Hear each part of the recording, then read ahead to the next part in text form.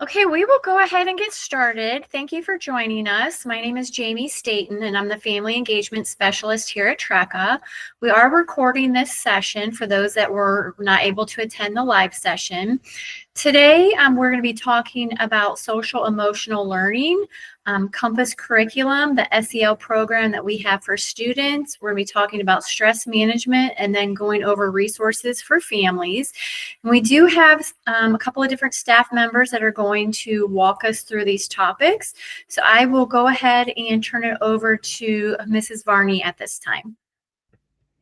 Hello, I'm Ms. Varney. I'm the Student Pathways Coordinator here at Trecca, part of the school counseling program.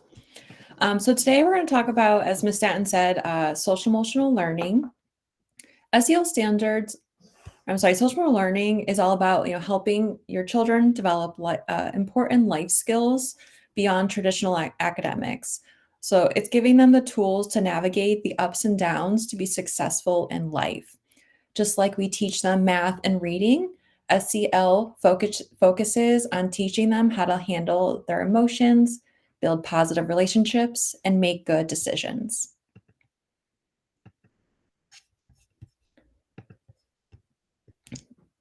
So social emotional learning, also known as SEL, as I've previously used that acronym, is built on 5 skills.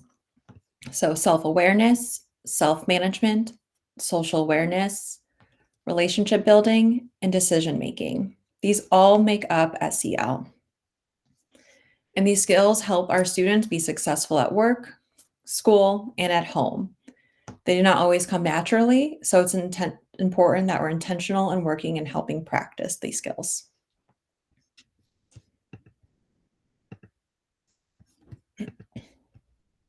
So SEL standards have been implemented since 2019. Your student will see SEL standards integrated in their coursework or activities within the school setting, like we had SEL week last school year. And with SEL week, we asked students to share what that looked like to them, and then we had shared those responses within Brightspace. You can learn more about these standards on the Ohio Department of Education page as well. So I mentioned earlier, there's 5 competencies: self-awareness, so understanding emotions; self-management, handling emotions and impulses; social awareness, which is empathy and understanding other perspectives; relationship skills, that's building and maintaining healthy relationships; and then responsibility decision making, so making good choices. These skills are essential for personal growth, academic success, and future careers. So I'm going to let Ms. Baker take over. Hello, my name is Emily Baker.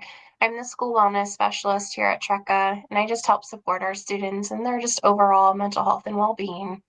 I'm going to talk to you about the social emotional surveys and how it's all built into instruction here at Trecca. So we did a lot of research when it came to finding a program and curriculum that we could use for our students. We wanted something, reputable, and we also needed it to fit our students K-12 and to be able to fit our online capacity.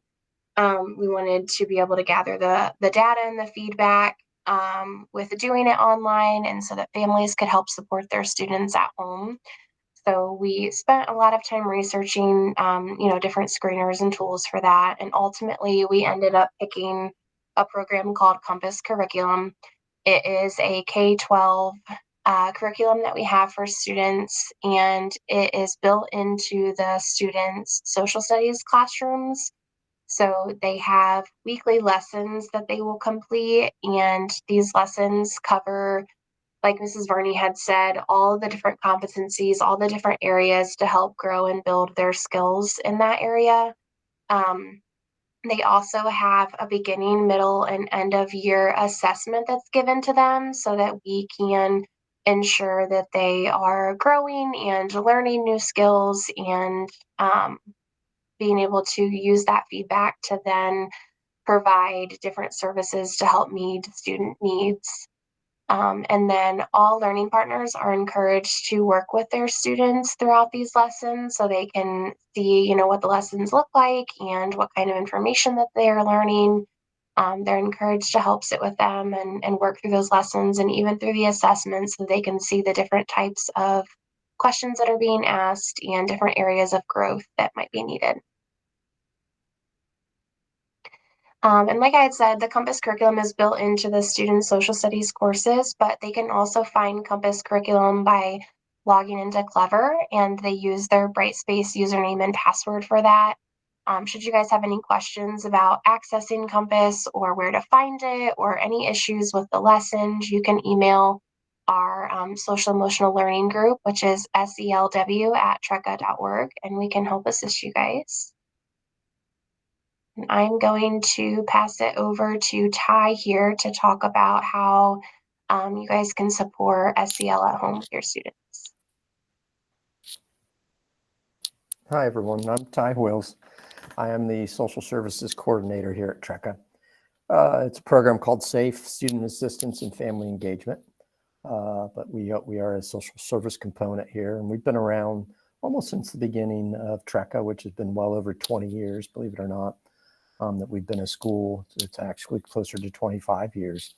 And we developed the SAFE program originally because we knew that students that sometimes come to online learning need the same support that they would need in a traditional brick and mortar, and sometimes even more. So that's why we developed it to help with social emotional needs from day one.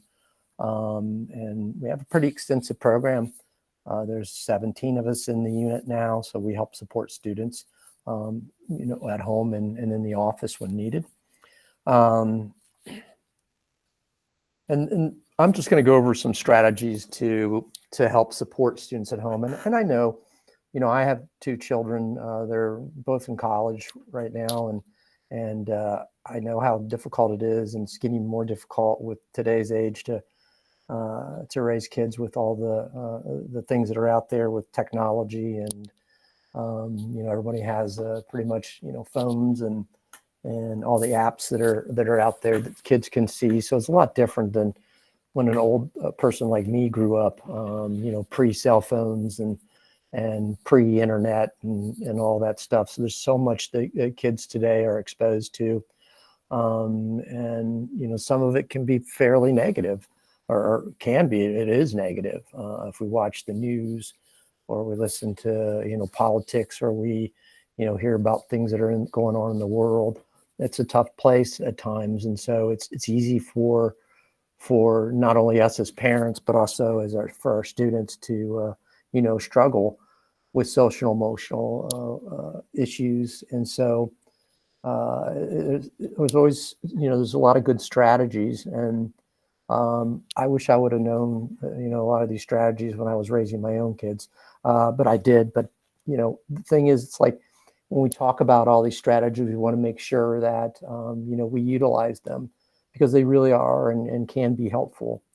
Like the very first thing, we talk about self-care, and it's encouraging your child and yourself to take steps to care for themselves by implementing a wellness practice that works for them.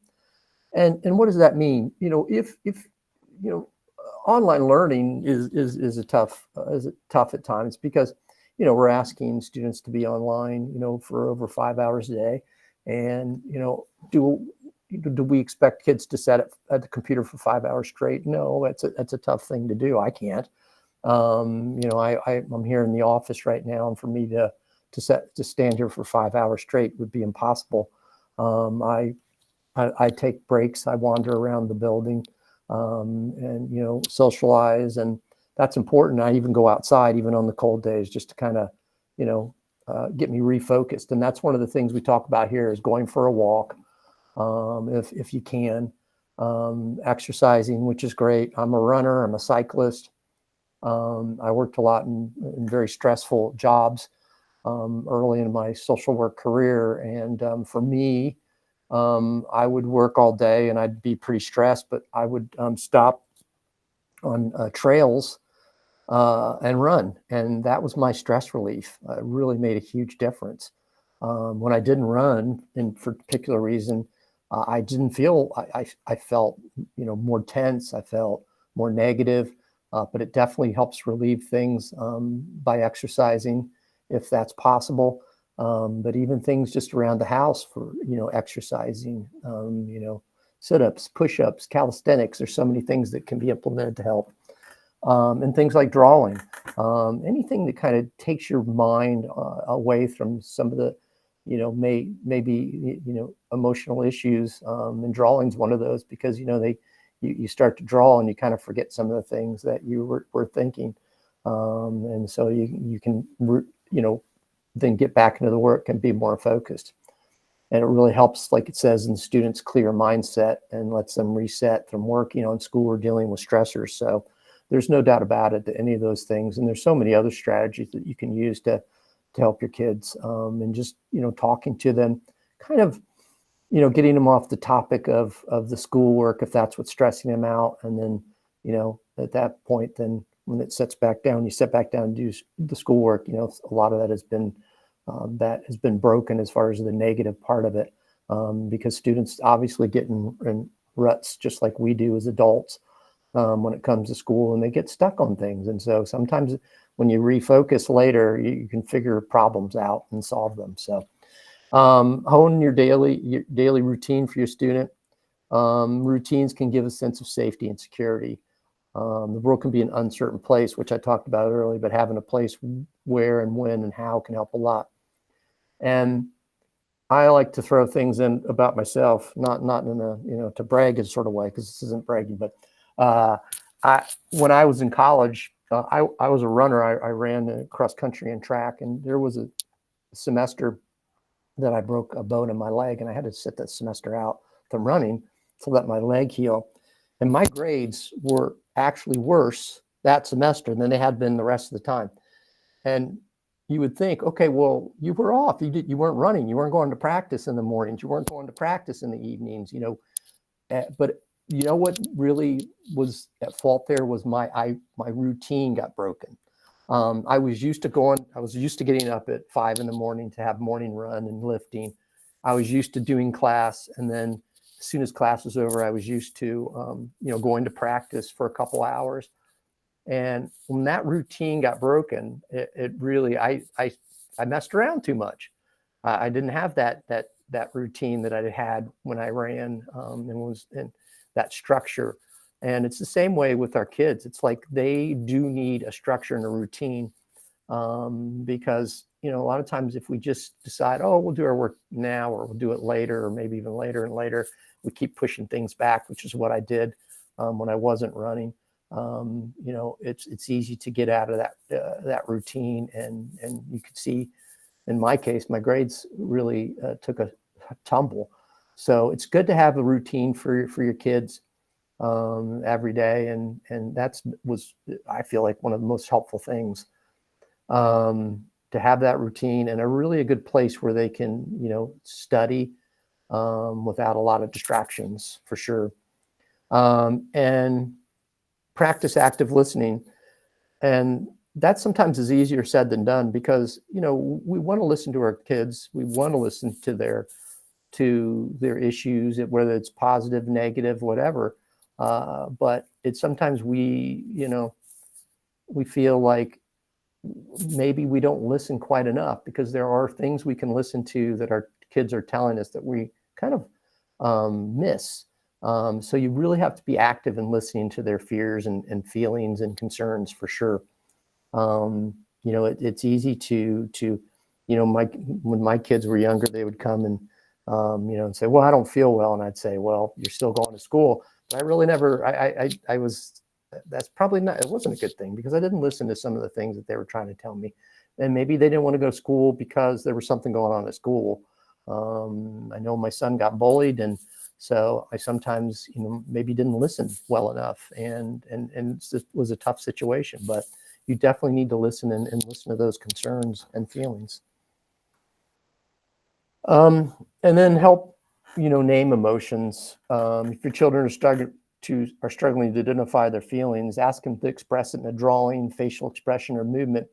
I think, on your phone, when you're responding to somebody, they'll send you a text, and you'll send in a little emoji like a smiley face or a thumbs up. But you know what? Those emojis are actually kind of cool, because if you have a young student, especially, use those emojis to have.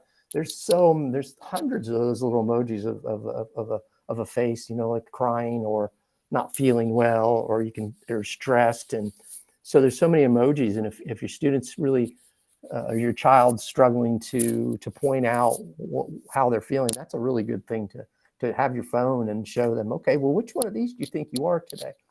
Especially the younger ones. And the older ones, we know how hard it is to try to ask our older kids, about their feelings, because they tend not to tell us as parents. So it's really good when you have that open relationship when they're young, that they will continue to tell you how they feel. And, when they're having a good day, great. When they're having a bad day, they're hopefully going to be able to tell you, and you're going to be able to interpret what's going on in their life and try to, patch the problem right then and there. So it's good to start early and just keep that, that rapport with your child, and make sure they feel like they can tell you what's going on in their lives. Engage in creativity together. Being creative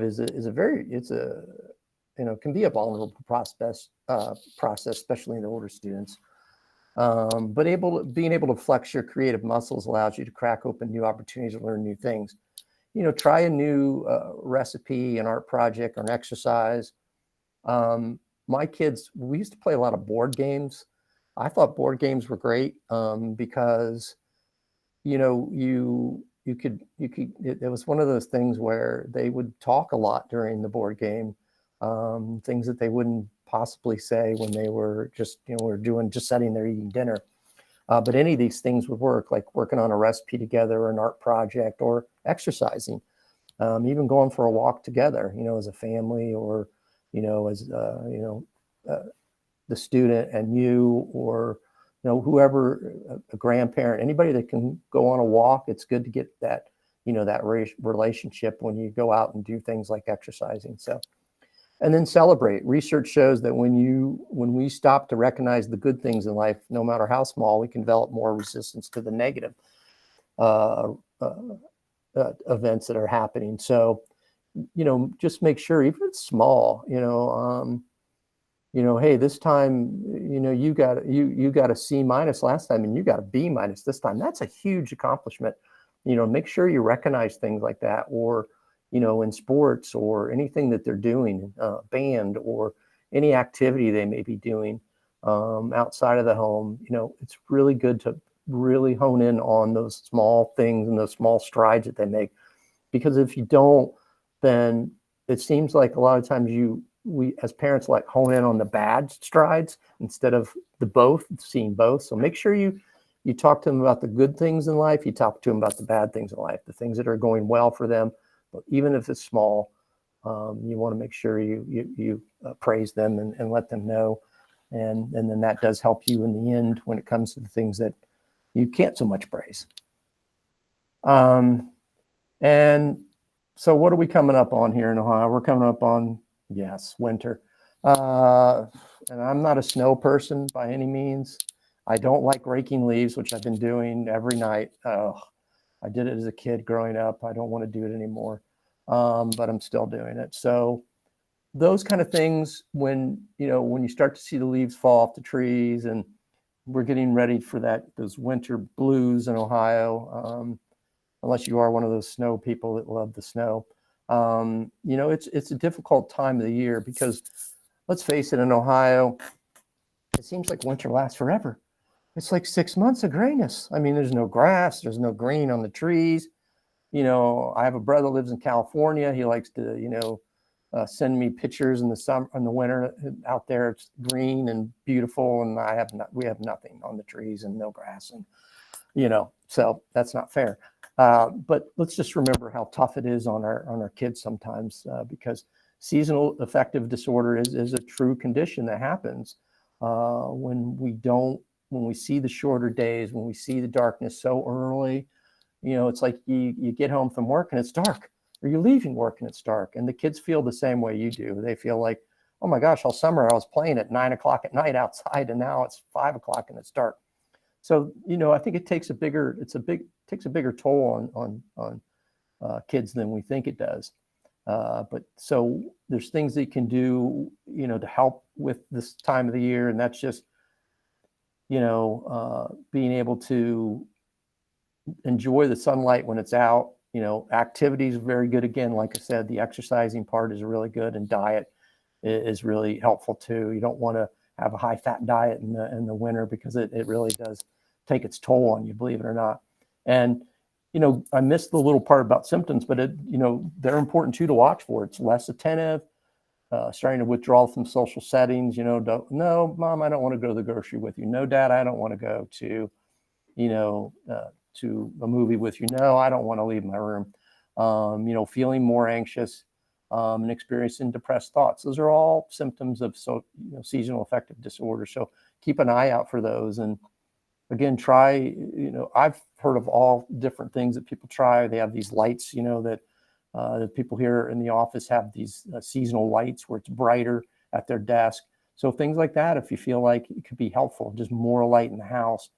But then of course your electric bill goes up, so you can't win there. But it's just try to enjoy the sunlight when it's there, and stay positive with your kids during this time of the year, and get them out even in the snow, and enjoy the sunlight when it's around. But and if you feel like it's not not helping, we do, and Emily will talk about this in just a little bit, we do have counseling services here. So if you feel like the need is there, always let SAFE know, and we'll get that, it's all online, so we can get that set up. So just let us know. And I am on to stress management, or you are, right? Who's on to that, Emily? I'll take over. Oh, okay, Mandy, you take All over. good. All right, thank you. Yeah, no worries. So we're going to talk a little bit about how to help your student manage stress. We've talked about what it looks like. So stress, feeling overwhelmed, you're unable to cope with the mental or emotional pressure. And some stress is normal. It can help, motivate a student to prepare for a test, or practicing for a sport. That's a good level of stress. But when it gets to a point when it's stopping us from doing something, then that's when the stress, we want to look at healthy coping skills. And it looks different for every student. It could be a mental distraction, so unable to concentrate, or being easily distracted, or just uncomfortable temperatures. It might be, a 70-degree room, but we're feeling chills. That's what that means. We might also have physical symptoms like fidgeting with our feet or our hands, experiencing butterflies in our stomach, or increased heart rate, or just, an upset stomach. It could be a mental block, like unable to think, even though we know what we're trying to say, or what we might know the answer on the test. And again, it's a combination of this, and it looks different for everyone. So earlier I mentioned, some stress is good. It could help us keep us focused, energized. But again, when it's to the point where it's burning us out, or we feel exhausted, then it's important that we're practicing healthy coping skills to help manage that stress, so that it's helping us, perform at an optimal performance.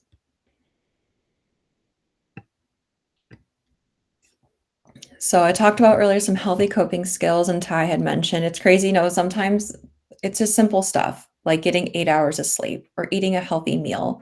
Those are great ways to help practice managing stress. Some other things is positive self-talk. So setting down any negative thoughts and saying, instead of saying, we might hear someone say, I can't do this, saying instead, replacing that thought with, I can do this, or I might not know how to do this, but I can reach out to my teacher who can help me. So that's what positive self-talk is. We've covered self-care, getting sleep, eating, going out for a walk, talking to others. We have safe here, or just letting your student know that you're a trusted adult, that when they are struggling, that they can come to you to talk. Also, taking a step back. If a task is making a student frustrated, sometimes you just need to take a step back from it, regroup, and then come back to it.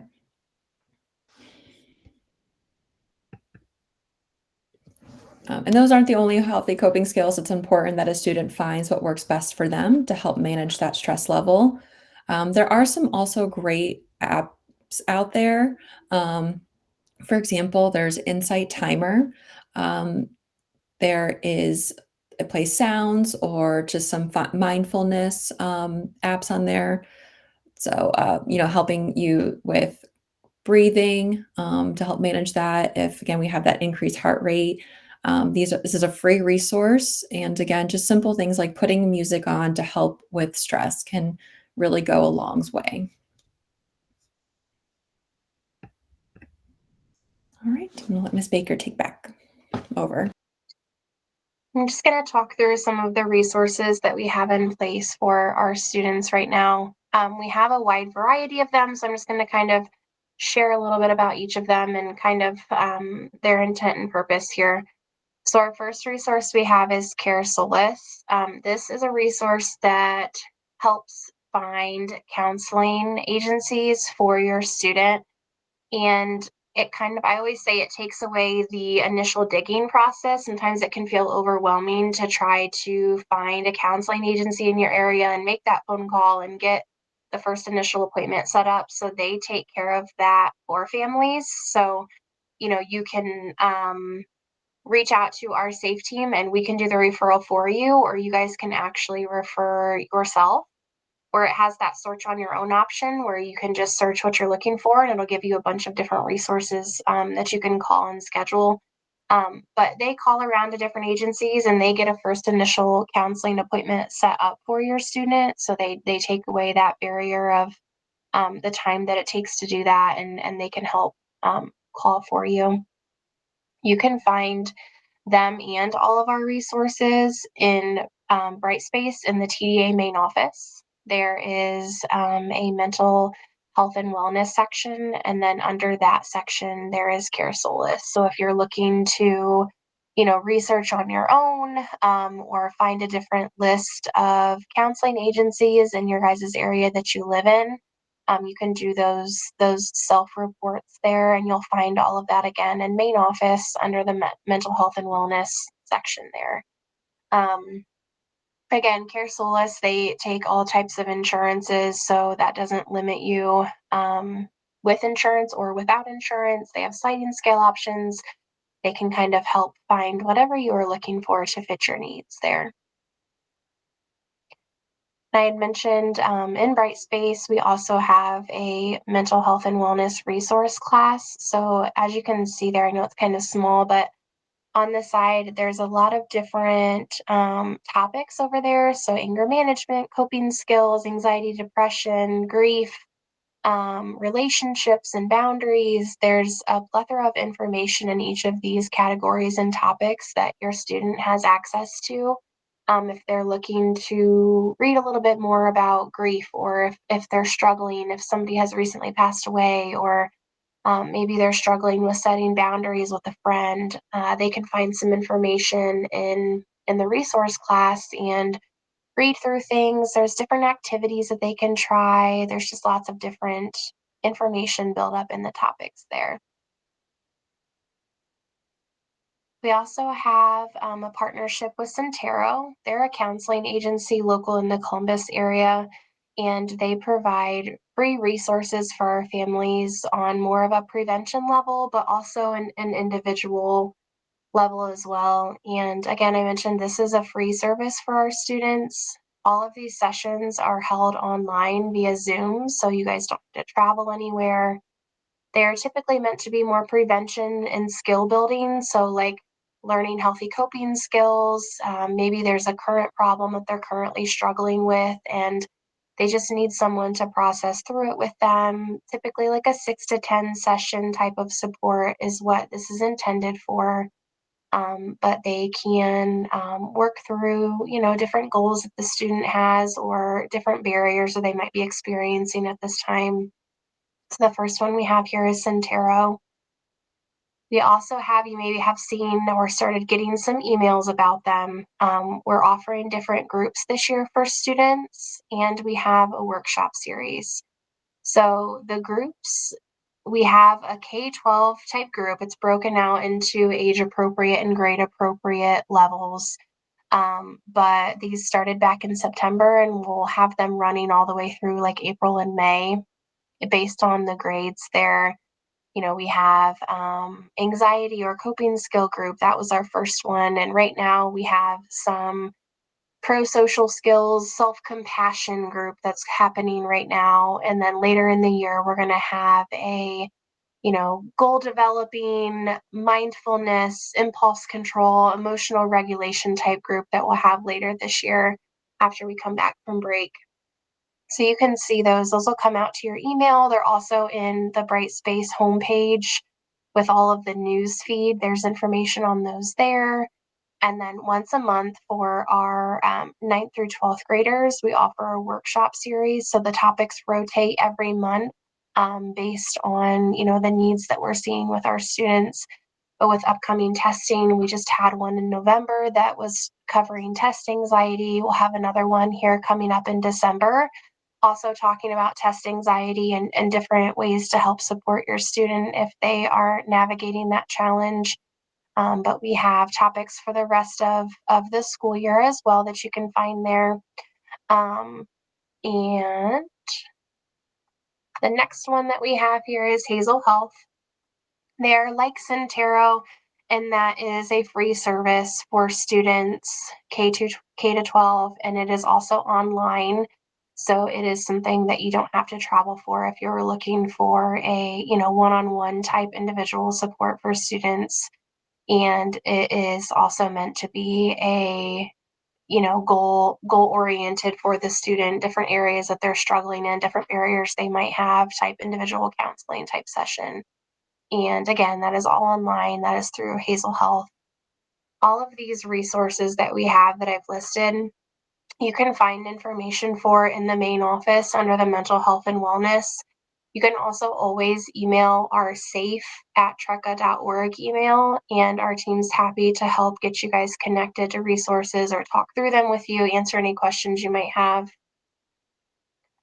If you're looking for something that you can research on your own, if you're wanting to look different things up and just kind of spend some time looking through things, every county has their own resources that they put together. So you can, search through the Ohio State University's resource guide, and that's put together by every county. They have different counseling resources, or if you're, needing psychiatry help, or if you're struggling with housing, or if you have food needs, all of those resources are provided through that resource.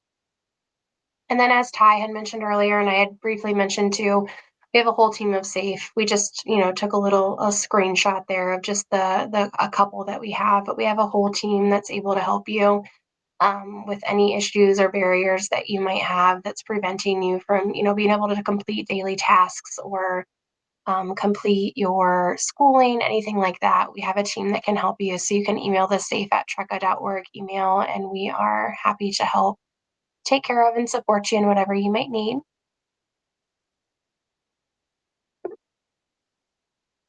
And here's any questions. I'll pass it back over to Jamie. She had put